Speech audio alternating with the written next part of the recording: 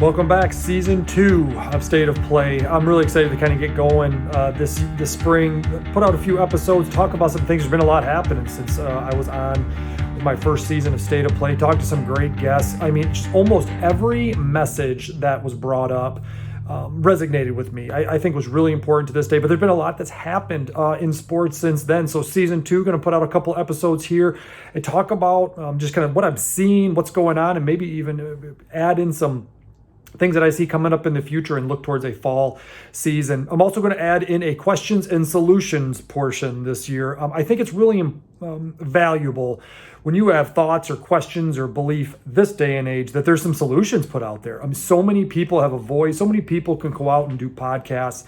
But at the end of the day, I don't feel like anybody's given any solutions. So I'm going to talk at the end of each of these segments. I'm going to talk a little bit about some questions that I've been asked, some solutions to those problems. Whether or not anybody chooses to take it and run with it, that's certainly up to you. This episode, I'm going to dive right in here very quickly. I'm going to talk about the GLIAC and really my ire for their failures as a conference. I'm really discouraged by what's going on in the league that I played in and just what I see. I'm going to talk about that on this first segment. An interview with a friend of mine, Stuart Schweigert. Stu was a professional football player, played at Purdue, career interceptions record holder.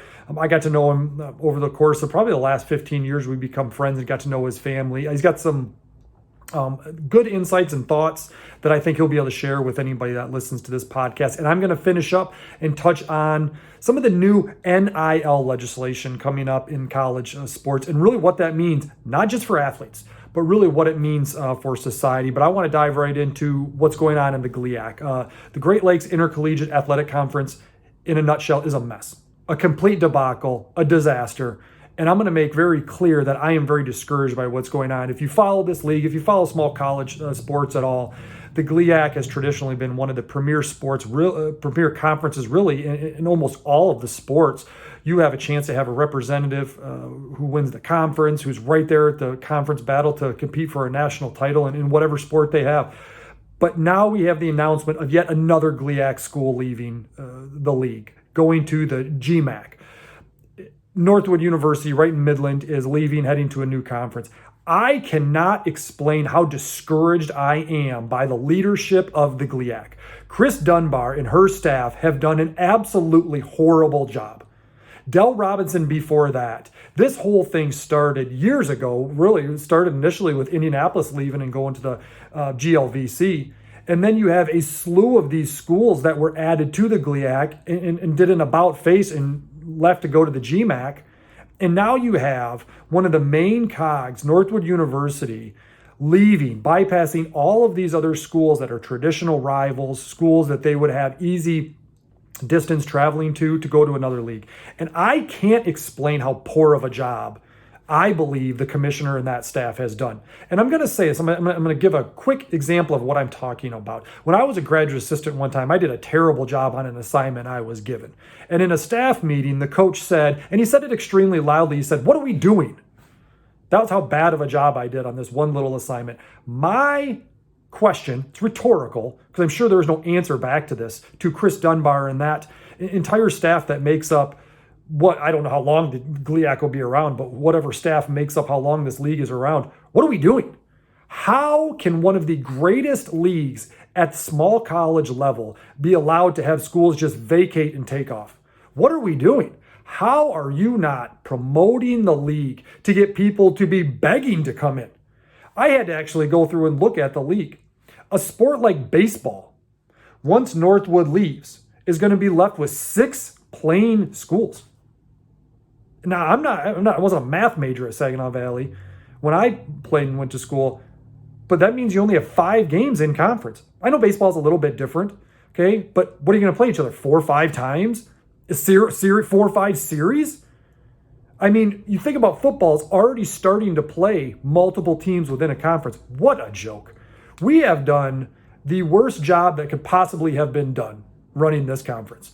Instead of people leaving, you should have people begging to get in, but you've done nothing. You've done absolutely nothing to promote this league, and I'm very discouraged and very frustrated by it. Don't know how many people will listen to this, but if you can hear in the tone of my voice, my disdain for what Chris Dunbar and the league has done to that conference and to the alums, to the people that have played there through the years, it's an embarrassment. It's an absolute embarrassment. And I'm going to ask some questions. Okay, and I'm also going to give an open invite to Chris Dunbar to come on to a future podcast and talk about what's going on, how the league is going to sustain, because I would love to have some answers, some thoughts, some process about how this is going to move forward, because I have a great affinity for the GLIAC and the schools that play in that league. But let's sit back and think about what the GLIAC has done. I have a hard time coming up with answers for that. I have a hard time coming up with answers of why someone would stay in the GLIAC. I'm not happy at Northwood. I'm not happy at Hillsdale, who all left. The Ohio schools are maybe a touch different, but I'm not happy that Ashland has decided to leave. But I understand it, because why? Why would you stay in this league? You do nothing to promote the league other than just put up your GLIAC poster on social media. What are you doing extra to prove to people that this is where you should not only stay, but you should be? You want to get people drawing in. How many times have you done a live from at Lubber Stadium when they've got 15,000 people showing up to an opener against whoever they're playing? Maybe they're playing Ashland or they're playing Ferris in a huge rivalry game. Where is the GLIAC? I am not an economics major either. It's not that hard to set up a Facebook Live from right outside Lubber Stadium and talk about the atmosphere that almost nobody in college football sees outside of Ann Arbor and East Lansing, especially not if you have to drive 10 hours. There's nobody within a 10-hour radius that has the environment of a Grand Valley Ferris football game on a Saturday evening. And I haven't seen one. I try to follow the league pretty closely. How hard is that to do? It's difficult to set up a Facebook Live out in front of Top Taggart Field when number 1 and number 2 in the country are playing against each other. You have the Ashland women's basketball team that went on an incredible run. I think they went 2 years almost undefeated, actually lost, and I believe in that national championship. It was either 2 or 3 years straight where they hadn't lost. Where is the coverage? Where is the interviews? Where is the marketing of, hey, listen, we may not have these people forever, but this is what you get to be a part of by playing in the GLIAC. You get to be the best of the best. I never heard that. I never saw that. Oh, wow, we have a good league. That's what all the schools are saying to each other, but how does anybody know that? This is the worst job of promotion I've ever seen. You had a head coach in the Big Ten in football win Big Ten Coach of the Year. Never saw any kind of recognition by the GLIAC. That coach started his first head coaching job was at Saginaw Valley. And I just don't understand what we're doing. I struggle with that. Like, I get confused when I don't understand what we're doing. You have the crown jewel in many cases. Grand Valley's women's soccer team is one of the most dominant. The track and field athletes at Wayne State in Grand Valley, some of the most dominant in the country. Where is the next level thinking? Where is the next level promotion and marketing? There's none of it. And listen, this is my opinion. Anybody that listens, and you can form your own opinion. That staff in the GLIAC is a complete embarrassment. Now, I'm also going to point at another issue here. I think I've made it pretty clear. I think the GLIAC has done just a terrible job. I'm not afraid to say it. If you want to challenge me on my thoughts, please feel free to reach out, send some suggestions, put some comments in this podcast. Reach out. I'd love to have you out on a guest for another podcast. Anybody from the GLIAC, Chris Dunbar, anybody. Love to hear your thoughts about how you are going to grow what was the most dominant conference in the country back to some notoriety that people will notice it. Where is the interview with Matt Judon, who just signed a massive NFL contract with the best franchise in sports with Bill Belichick and the Patriots? Where is that? Where are the interviews with Susie Merchant, who's the head basketball coach at some of these major programs, talking about what you learned with one of your first stops? I'm so discouraged. Where is the communication from the GLIAC leading the charge to a high school coach who stepped in and made Ferris the most dominant program in the last 10 years and played for a national title? Where is that promotion? Oh, Ferris is doing a great job. I give Ferris credit in what they've done to promote Coach Anise. I give Grand Valley credit in what they've done to promote all their programs. I give Wayne State a lot of credit to promote all the growth of their programs, because their enhancement in their university has been some of the best I've ever seen. What Michigan Tech does up in Houghton, Michigan, with their limited resources and, regional challenges, what they do, the graduates that they put out with that degree, where is that? What are we doing? That's my statement of the day on this podcast. What are we doing, GLIAC?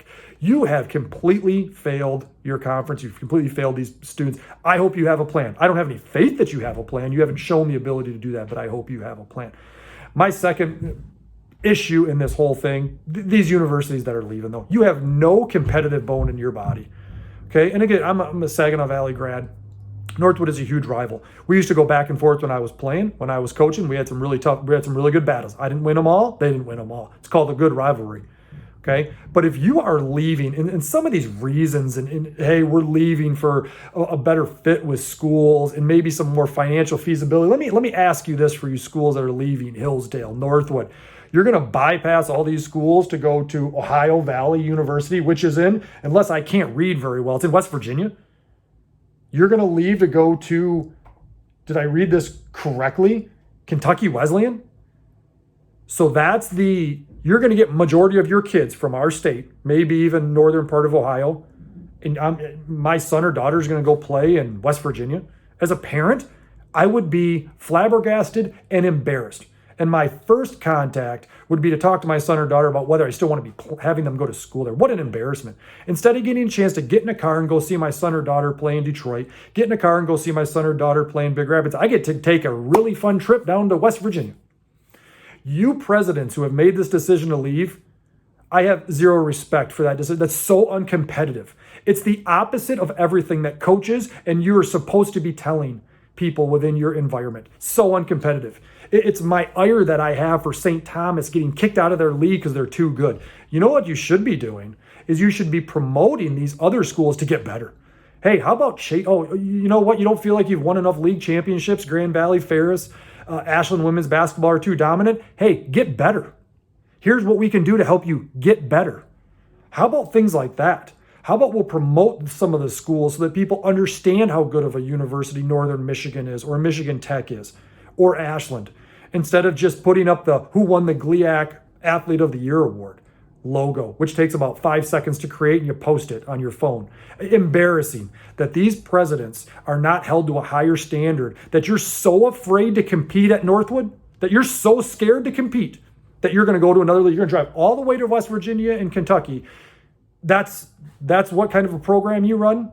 The part of me says, good, I'm glad you left. So I hope, Chris Dunbar, and you have an ability to bring in a program that actually has a spine and a backbone that wants to come in and compete. Because if I were Grand Valley and I were Ferris and I were Ashland's women's basketball, or well, she's not even in the league anymore, or if I were Davenport, I would continue to step on these people's throats and I would figure something else out for myself, because the league and these presidents are not going to do anything. Completely embarrassing. And I think from the standpoint of the commissioner's office who runs the league, I think from the standpoint of these presidents that have left, big part of me says, good riddance to the schools that left. And I wish there was some new leadership put in place. This is just an absolutely sickening situation. For me as a former GLIAC, I'm a GLIAC alum. Played my entire career in the GLIAC. We had some of the most premier programs in the country at our level at a lot of sports. I've watched Ferris State's men's basketball team win the national title. This isn't all just about football. Okay, I've watched some of these programs rise up and get really good. What are we doing as a league to bring in the right amount of teams? And these schools that are leaving, you have zero competitiveness in your body. And a big part of me says, c'est la vie, as a friend of mine would have said, and don't come back. That would be my first direction for the commissioner or whoever continues this leadership. Don't come back. Don't ever let them come back. I know conferences and leagues change, but the reality is I never let them back in. My opinion is you're gone forever.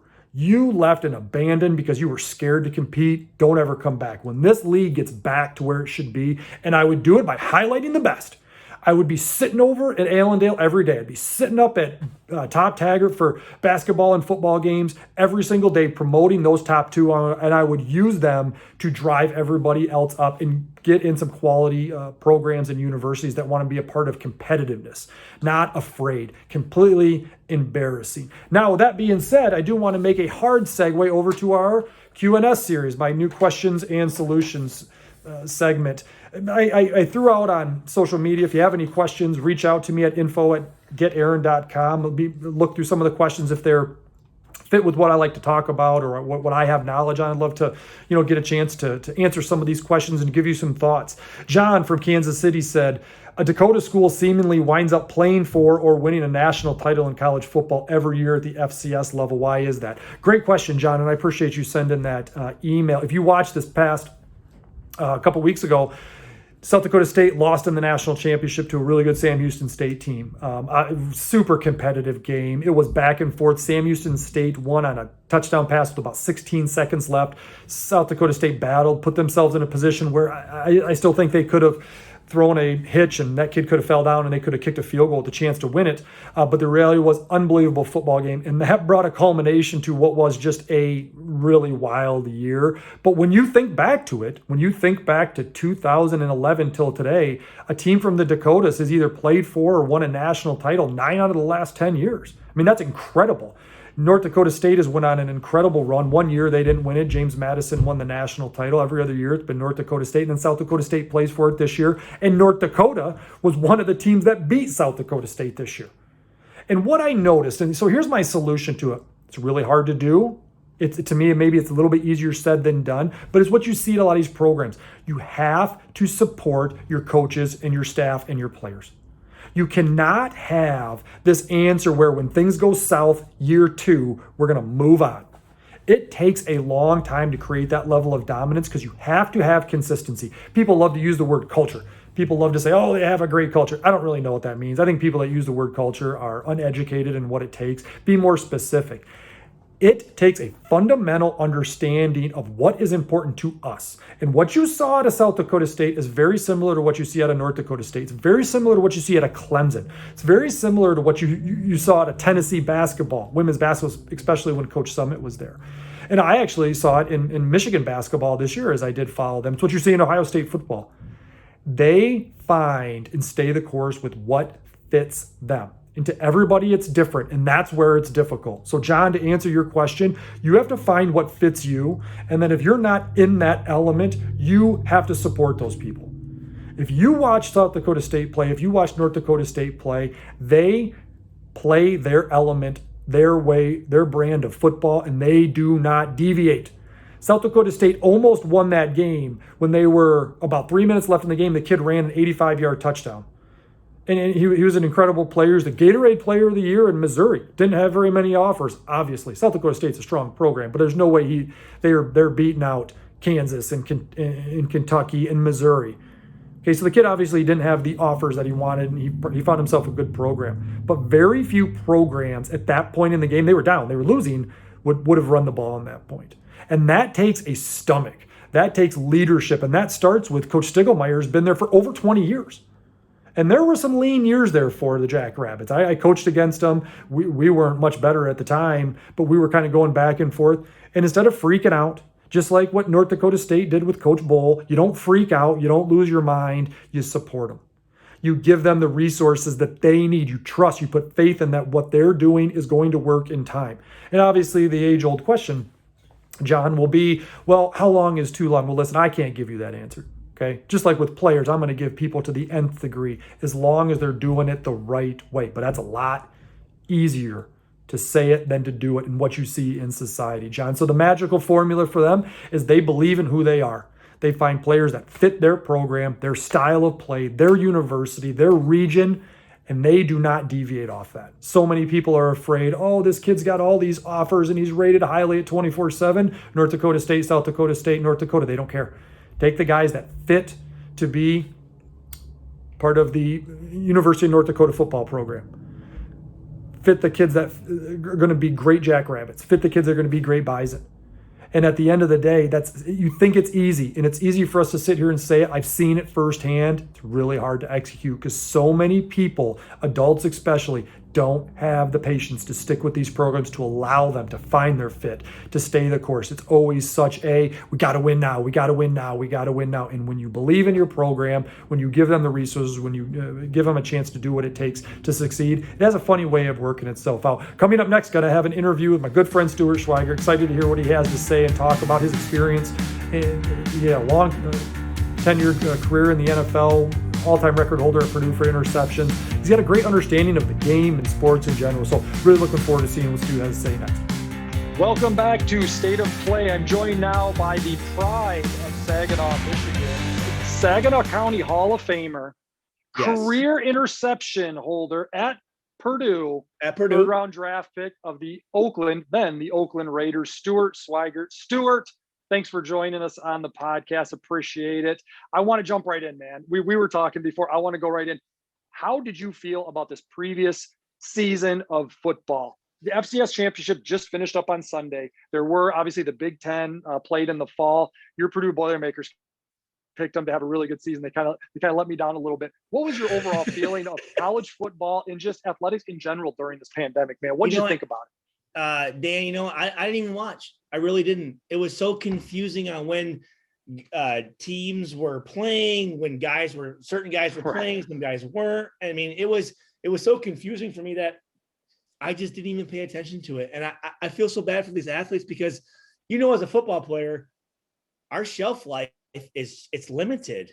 Right. And these guys, I mean, every year that you're playing, like, it's crucial to be able to be out there and making plays and doing this. And now all of a sudden you're playing the season and, well, are we kind of playing? Are we kind of not? Right. There's some guys who, I'm going to wait back. And it just seems kind of like a mess. And I don't know how these young athletes, I just feel bad for these guys because it's not the way that college football should be. Right.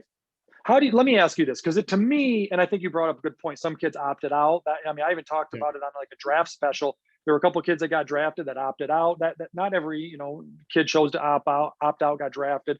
But the reality is, do you see a little bit of a change coming in college sports, college athletics in the future? To me, the pandemic almost looked to swing things a little differently. Obviously, there's a lot of talk about the NIL stuff coming up. I'm going to touch on that in the next segment. But do you see a change in college athletics coming on the horizon? Well, you know what? I mean, I do with the whole transfer portal. I mean, kids, it's like free agency now. I mean, a kid can come to a university, and I like it in two. It's good and it's bad because I think it holds coaches accountable. So if a coach says, hey, you know what, we're going to have you come in, you're going to be our guy. And back in the day when me and you played, once you got to university, if you got there, once they had you there, I mean, you're not going anywhere. So regardless of whatever they tell you is going to happen, once you get there, you're kind of stuck. Well, now these coaches kind of have to be able to go, well, you know what? I came here. You told me I was going to have an opportunity. And now that I don't have an opportunity, I'm going to leave. The flip side of that is I'm not the starter.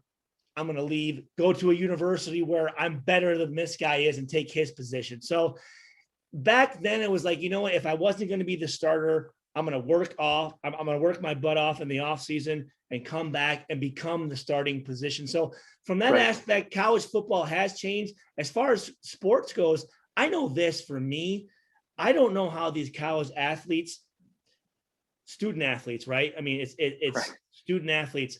And for me, I had to be in the classroom. I had to be in those seats, sitting there watching my professor. If it was up to me to sign on and like do these, little reviews and all that type of stuff, I don't know if I could do it. I mean, I don't know how it was for you, Dan, but I had to be in that classroom. Right. No way. Well, okay. So now I'm going to put you on the hot seat here a little bit. Behind you is your jersey from when you played for the Raiders. Behind you is your jersey when you played for the Lions. So you have a perspective where you were the guy jersey when you played in Omaha, or is that your Purdue jersey? Okay. Rose Bowl. Purdue jersey. Rose Bowl. Okay. You have the perspective where you were the guy. You were one of the best players in Purdue history. Okay. Me and you have talked about that. But the reality is, I appreciate that. Thank you. Put yourself in that perspective now. What do you think is better? Being a great player, you have the perspective of you what you talked about. You stayed the course, you battled, you went to the Rose Bowl. But at the end of the day, put yourself as being one of the most highly recruited prospects in the state of Michigan at the time, and you step into Purdue now. Which one do you think is better? Which element do you think is right for the players to have a little bit more freedom and the coaches to have to adapt? Or do you think it's better for the players to have to adapt and the coaches to have a little bit more freedom? Because that's the difference. That's what's going on right now. Yeah, no, you're right. I think, can you really ask a 16 to 17-year-old kid to have the freedom to dictate exactly what happens at a university when you're talking millions and millions and millions of dollars and all that comes with it? I think the biggest thing for me, Dan, let me know your opinion on this, is kids nowadays, they don't really understand the history of the universities. Right. One thing I remember when I was drafted by the Oakland Raiders, Willie Brown, I don't know if you remember Willie Brown, Hall of Fame cornerback. He was kind of the liaison for the rookies. Okay. And I remember our first meeting as rookies, he stood up on the stage and he said, guys, and he had he had a book, and he said, here's the history of the Oakland Raiders. He goes, study it. Know the guys that came before you, because when these guys come around, first of all, pay them respect. Second of all, you should know what records that these guys hold in your position, because if you want to judge yourself of being the best, you should be going off of what has been Right. before you. And kids nowadays, it's like, I watch these guys at Purdue, and like, you know, they might have one pass breakup and a couple of tackles, and it's like, I'm like, dude, that's not what it is to be like all Big Ten and all that type of stuff. So for me, when I used to go to all my visits, and I don't know if you're the same way, but I would go right to the record booklets. And I'd say, you know what, if I'm going to come to this university, who's the best at my position? How many interceptions? How many tackles? Who are the guys here before me? Because if I'm going to that university, I want to be the best. And kids nowadays, it's like they're so caught up in their own little, like, these little like bubbles, you know what I mean? Right. And unfortunately, I wish, and I'm kind of on a whole thing with Purdue, and I talked to the new defensive coordinator, and Ron English is the defensive back coach who used to be the head coach at Eastern Michigan. And we're trying to bring back kind of some of that tradition. And it's not about, I have this stuff up in my house because I want my kids to go, hey, Dad, mom has Big Ten championship. How did she get that? What did she have to do to get that? You know, Bingo. Dad, you have this jersey here. What's that Rose Bowl patch mean? Right. How was it that you were able to play it in the granddaddy of all the bowl games? Well, son, I had to do this, this, and this. And it's about kind of markers and just paying respect to the guys that came there before you, because how else do you know what you're doing unless you're there to be able to judge it against the best? Right. To me, that's a great segue. I want to talk about this. That's a great segue. It's really a really good message, unbelievable message. These interviews that I do for these podcasts, they always turn out to be great. Me and you talk a good bit, but we don't know. I didn't tell you what to say in these. So that's an unbelievable message as usual, Stu. But I have to segue into talking a little bit about your rivalry with Charles Rogers, the late Charles Rogers. Charles Rogers was a highly recruited player at Saginaw High. You guys ran the 100 against each other. Before we dive into a little bit about your relationship with Charles, you got to talk about that 100-meter. Who really won the state 100-meter, or I guess maybe it was the county or state? There's a lot of debate out there, Stu. Who won that 100? So here's the thing: me and Rogers, football, basketball, track, right? I mean, Charles Rogers, first of all, was, I've had I've been blessed to be able to play against guys like Jerry Rice and Tim Brown, not against, but on my team, Tim Brown and Charles Woodson and Warren Sapp and, Tyrone Wheatley and these guys, right? And Charles Rogers was the best natural athlete I've ever been against. This guy, I mean, he could do anything, decided to run the 400 and wins the 400, right? So we would race, and I would always come out and he would always just kind of just at the end, tweak it out. And then my junior year at Midland High, where the Chemics play, it was the state championship, and I beat him. I ran a 10.60, which was a 10.32 handheld time, 10.60 fastest electronic time. There you go. For a state track meet, first white guy since 1956. And here's the thing, though. The funny thing is, though, Dan, is for me as a 6'3", 200-pound white option quarterback / safety, automatic smart kid, good tackler, tough, not that athletic, not that fast. I had to basically beat Usain Bolt to prove to the country that I could be a white guy and be fast. Right. If we raced, honestly, Dan, if we raced 100 times, he beats me 99 times. But you know what? That one time, I won, and it really changed my recruiting perspective. It opened everything up, and it allowed me to have that kind of credibility that normally guys as a white skilled athlete, you just don't get. Let me ask you this, because I did want to kind of talk a little bit about recruiting, your experience. What you're talking about is competition. And to me, when I talk to recruits or families, I'm like, okay, listen, you should compete, but you can't compare. You're talking about battling against the best. I mean, and Charles was a highly rated recruit. You were a highly rated recruit. Sometimes nowadays you see people trying to say, oh, they're going to pull the limelight away from me, or they're trying to take some of my thunder. And I think that's a really good message to kind of for people to hear a little bit about. Listen, just go out there and battle and compete. Things have a funny way of working out. But let's kind of wrap this up talking a little bit about recruiting and what's changed since that. Okay. I have a good sense of kind of what you're going to say. Your sense of recruiting and what's changed. Obviously, me and you were going to talk about football, but every sport has changed a little bit in recruiting. It's going to continue to change. What would be your message to kids going through the process? Because everyone's not going to be like you, Stu. Everyone's not going to be recruited by Michigan State, Michigan, and Purdue. Some are going to be recruited by Hope and Albion or Saginaw Valley, Grand Valley, Illinois State, Brock's back down there. What would be your message? Because again, this isn't like when me and you were playing. This isn't 1998 or 99 anymore. Times have changed. Things have adapted. But to be able to carry some of that over, what's your message to a kid, young man, young woman going through the process as they get ready to kind of approach things? My message is this: you have to be your biggest promoter, right? You can't count on your head coach. You can't count on the newspapers. You can't, because back in our day, right? You get the newspaper, your front page of the paper, you get the highlights. That's how you got recruited, right? Right. Now you gotta sign up for these sites. Yep. You have to have the highlight film. You have to have that person who is sending the film out, the person who knows offensive coordinators here, defensive coordinators here, the person that has connections to get that. You know what? Hey, because I always say this when I was at Saginaw Valley State coaching with you. I remember, hey guys, we got 10 minutes. Come on in here. Put on this film. And we're sitting there next. Yep. Next. And you have to know the guy that's going to go, hold on one second. Yep. Let's watch this film.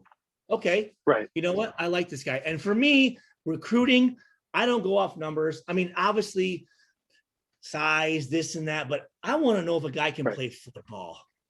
That's what I like. Can the kid play? I don't care what.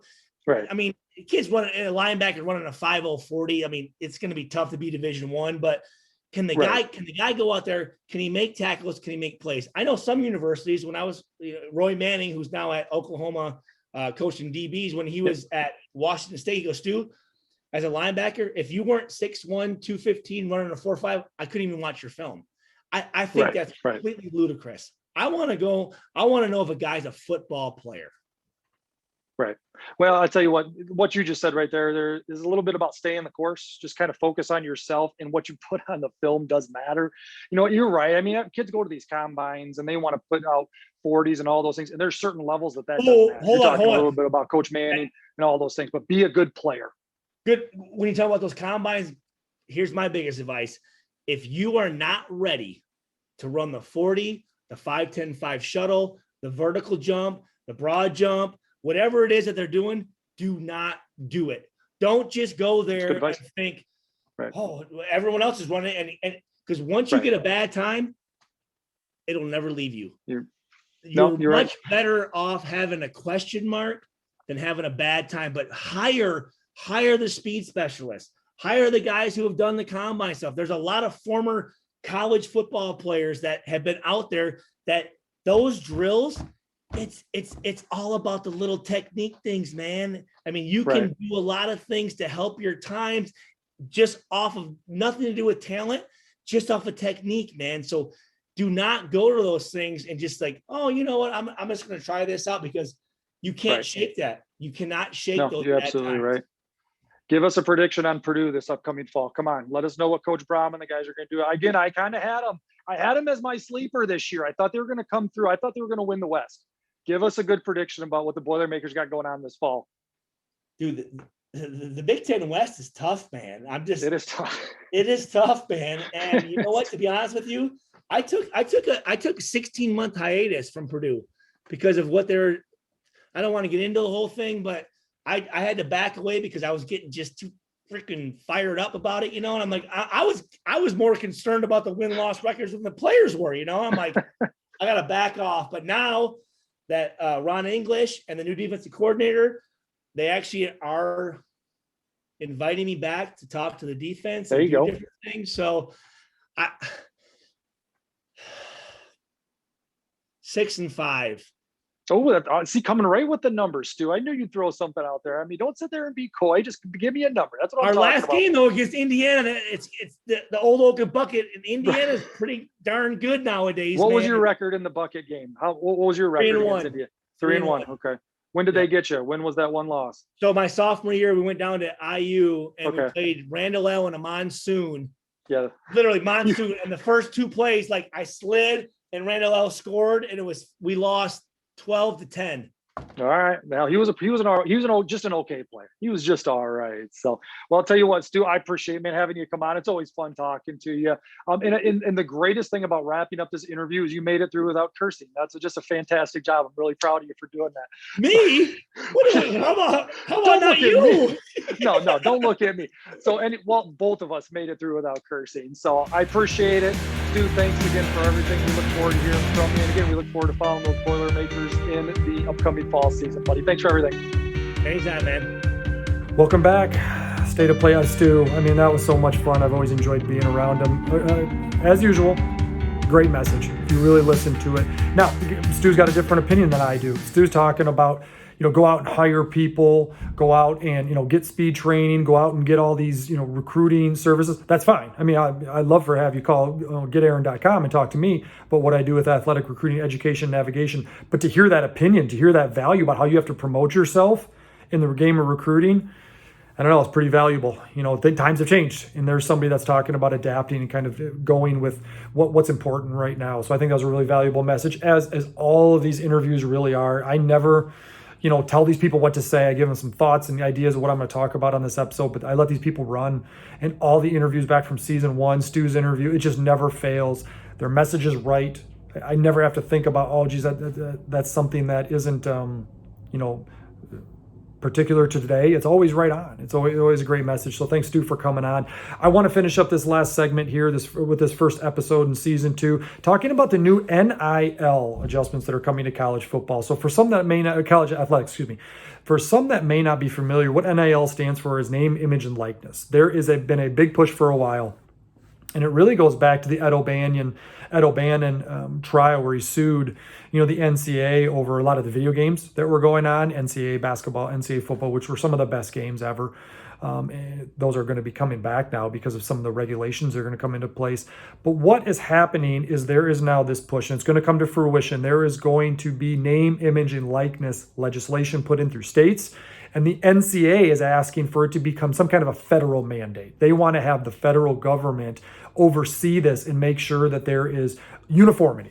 Okay, I personally think that is 100% right on. I'll make a statement right off the bat. Number one, I am fine with the name, image, and likeness moving forward. Times have changed. Okay, times are adjusting. I don't have any problem with a kid being able to take the fact that he's a great player at Michigan and use that to better himself, if in fact he can. Okay, I do think also from the standpoint of the NCAA, they are 100% correct. It cannot be state by state. It has to be a federal mandate. There has to be something where there's overriding direction. There is overriding oversight about what is going on with this NIL. And here's why. Because I'm really concerned about where college athletics are going. I asked Stu on this. He didn't really have a great opinion on the future of college athletics. He talked a little bit about the transfer portal. I'm worried about college athletics becoming haves and have-nots, and that's in every sport. It's not just football. Football is extremely close to being on the edge of being haves and have-nots. Okay, but here's the thing about the NIL that I am really cautious to keep an eye on. For all the people out there clamoring that we need to take care of these kids. Stu actually talked about this if you listened. Okay, if you were listening to his interview. As a 17 or 18-year-old, am I really in position to be making all these decisions? And why can the message not be to this 18-year-old who's the star recruit at Northwestern that probably could capitalize on his name, image, and likeness right now? Why can the message not be, that can be you for the next 50 years, just like Coach Fitzgerald, just like his coaches, just like these athletic directors, just like the president, just like the faculty. It doesn't have to all come to you right now, It doesn't always just have to be handed to you in your lap. You can be like them for 50 years. Coach Fitzgerald's making a lot of money, and he had a good career. He didn't make any money off of his name, image, and likeness during his playing days, but he's sure taking advantage of it now. Why can that message not go anywhere? I'm so discouraged by that. okay? That we don't even address that portion. Everything is give the kids everything now. They're making all the money. Well, there's a lot of graduates that are doing better things that, they didn't get what they got now when they were student athletes, and it's paid off for them from the things that they learned. It's always, these kids are making all this money for the university. Great. Find me an enterprise where somebody doesn't make money for their boss. I'll wait. I'm looking at my watch because there hasn't been any responses. This is a podcast that nobody chimes into, so I'm not a complete knucklehead. The answer is nobody. If I work here in Waukesha and I work for Eaton, massive company right here in Waukesha, do I not make money for the CEO? Do I not make money for the president? Do I not make money for the shareholders? I have two options. I can cry and I can quit, or I could try to improve myself and maybe become a shareholder someday, maybe become the CEO. Why do we not share that message? Why is it always these kids need to get everything right now? It's because we as adults have failed. That's ultimately the reason for why we're doing that. And so when I think about this NIL, I'm fine, but I love what the NCAA is doing, and no one wants to credit them. I'm going to credit them. I hope someone from the NCAA listens. You're doing it right because you're trying to protect everybody, and that's what no one wants to talk about. Yes, Zion Williamson at Duke, he doesn't need protection. He's going to be fine. Okay? The Ball family, they don't need protection. They're going to be fine. But what about the women's basketball player at Saginaw Valley that is going to sign in with a contract for the local convenience store?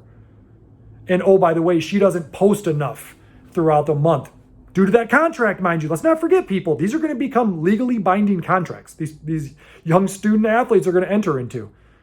And when that young women's basketball player doesn't post enough on social media, because that's what it's going to be. It's going to be social media entertainment. She doesn't post enough on social media because she's, socially hanging out with her friends or, busy with basketball practice or school. She doesn't post enough on Twitter, and that local convenience store sues her for breach of contract. Where are you going to be? Where are you going to be in that courtroom to defend her? Where are you going to be to help her family out and say, we get it. You're a kid. You make mistakes. Because right now, all everyone's saying is give kids this, give kids that, give. Where are you going to be when it goes bad?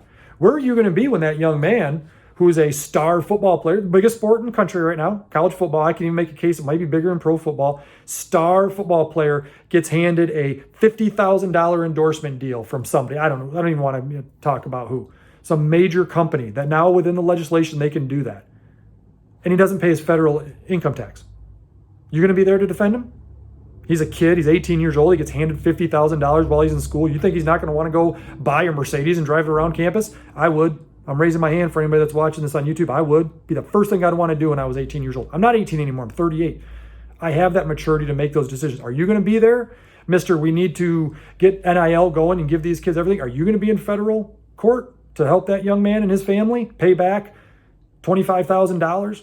Are you going to be there? Is that where you're going to be? You're going to be ready to hand over your money? I get so discouraged by the message. There's no counterpoint to it. And the NCAA tries, and you slam them for it because everyone thinks the NCAA is so bad. If you don't like the NCAA, do you also not like the NFL Players Union? The NFL Players Union and the NFLPA, they have regulations that their players have to abide by. If you're anti-NCAA guy and you don't like the fact that they're trying to keep this NIL stuff intact for every student athlete, not just the big time kids that are playing at Michigan and Ohio State. If you're anti-NCAA guy, are you also anti-FCC guy and SEC guy, making sure that these multimillionaires on Wall Street don't finagle people out of money left and right? Is that what you are? Are you that guy too? You don't think regulation is good? You want to deregulate? You want to defund the NCAA because you think they're so bad? Are you also anti-SEC guy?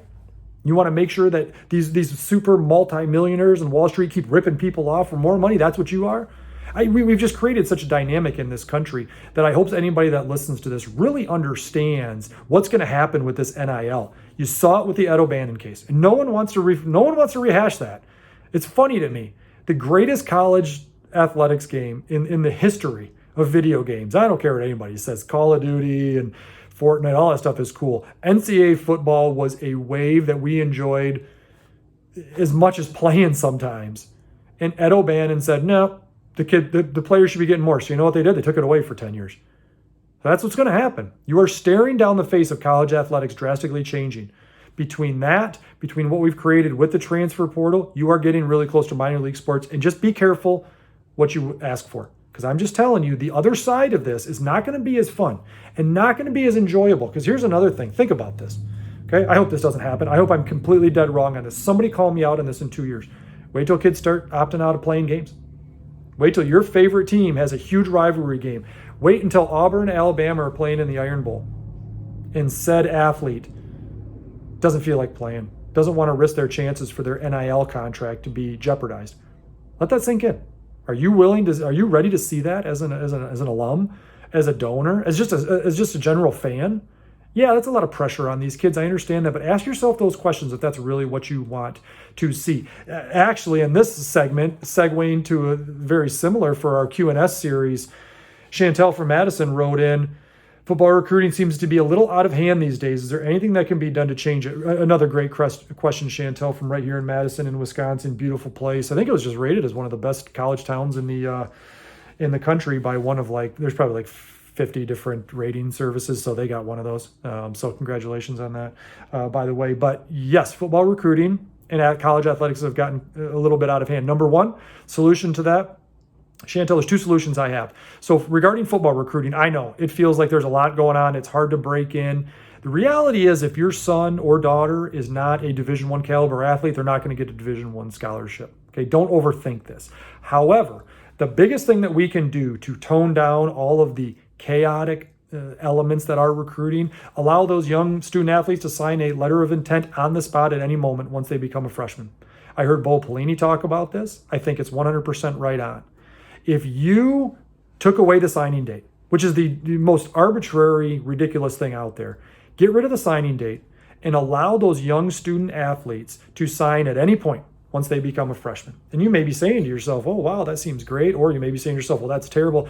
Here's why it's good. Okay, and I heard Bo Pelini talk about this, and Bo Pelini screams and yells, and nobody wants to listen to him. But the reality is he's right. It would get everybody to slow down. Everybody. College coaches, which is actually what he was talking about, and student athletes alike would go, whoa, hold on. Okay, there are some elements that you'd have to hash out. If a coach gets fired or moves on or retires, what happens to that? What happens to that letter of intent in that contract? Okay, that's something that I think would have to get figured out. But let this sink in. If I'm a young student athlete and I'm a sophomore, I just had a great sophomore season. I still have 2 more years to play high school football. And I'm going to throw a couple schools out there. Let's say I'm playing here in the Midwest and I get an offer from Central Michigan as a sophomore. They send me the paperwork and I sign it. I'm fired up, man. I'm going to Central Michigan. Well, let me ask you this question. I'm going to ask it from 2 sides. If I'm the coach at Central Michigan, that's my quarterback now. Or whoever, let's say it was a quarterback. That's my quarterback. That's who I'm hanging my hat on in 3 years when he shows up on campus. He could get better. He could get worse. He could get hurt. He could fall out of love of the game, but that's who you're getting because you still only get a certain amount of scholarships. I'm not advocating for raising the scholarship level in this conversation. Okay, but think about that. I'm a college coach and that kid sends that letter of intent in. Whoa, we sure that's the dude? We're sure this is who we want because there's a lot of really good players out there. So it's going to make them slow down. But think about the student and the family. And this is why your circle is crucial, Chantel, when you talk about this stuff. If I sign that and I got an offer as a sophomore at Central Michigan, who's to say I wasn't good enough to get an offer at Ohio State in a year or Michigan in a year? It's pretty early to make that decision. Okay, but then you also play the game of how long am I going to wait? Gets everybody to slow down and start to figure everybody out. I'm going to go really get a feel for Central Michigan. Is this maybe where I want to be? I'm not going to sit here. I've got a contract in hand. I'm not going to sit here and worry about the cool graphics I'm getting sent or taking a video in my jersey on a visit. I'm going to say, whoa, okay, all right. Talk to me about how you're going to make me a better player in 2 years. Talk to me about the resources you have in place to make sure that I can get from practice to classes and not miss any time. I'm not worried about all that other flash and dash anymore. I'm worried now more about substantial stuff because I've had a contract handed to me. It's going to get everybody to slow down. It's not perfect. I'm not saying it's the best answer I've ever heard. I'm not saying it's perfect. There's always hiccups. There's always things we'd have to work through. But if I'm the NCAA, I'm getting rid of the signing date in every sport, mind you. This isn't just football talk. This is every sport. Get rid of that signing date. It's ridiculous. Allow those kids to sign a scholarship whenever that paperwork is sent. Oh yeah, right off the bat, that first year, everyone's going to be whining and complaining. Oh, it's gone so bad. But then that next class will start slowing. Whoa, we just learned something. It's going to get everybody, college coaches and the prospects alike, to slow down, take a breath. We sure we want that kid to be our running back? We sure there's not better out there that we can get? Are we sure that he's going to be the kind of kid we want to be in this program? And then from the standpoint of the student, are we sure this is, I may not get better? I mean, if I'm getting offered this early, maybe I'm going to get an offer from a bigger school. That's more in what I'm looking for. That is my dream school. So I think that's the first thing that we can do. So Chantel, I hope that answered your question. I think it was a really good question, something I've thought about for a long time. Friends of mine, colleagues back when I was coaching, we used to talk about this all the time. The big complaint is that, the compliance directors would get overwhelmed. Give me a break. Cry me a river. Find a way to PDF that puppy out through an email, get that thing signed. He's locked in and ready to roll in the next couple of years. But here's the second thing that we really need to do that'll help slow down college recruiting. It's across every sport, but it needs to be done in football. You need to take football out of the hands of the athletic director. Okay? I think football should have its own separate athletic director at each school. It's too big. It's too big of an animal.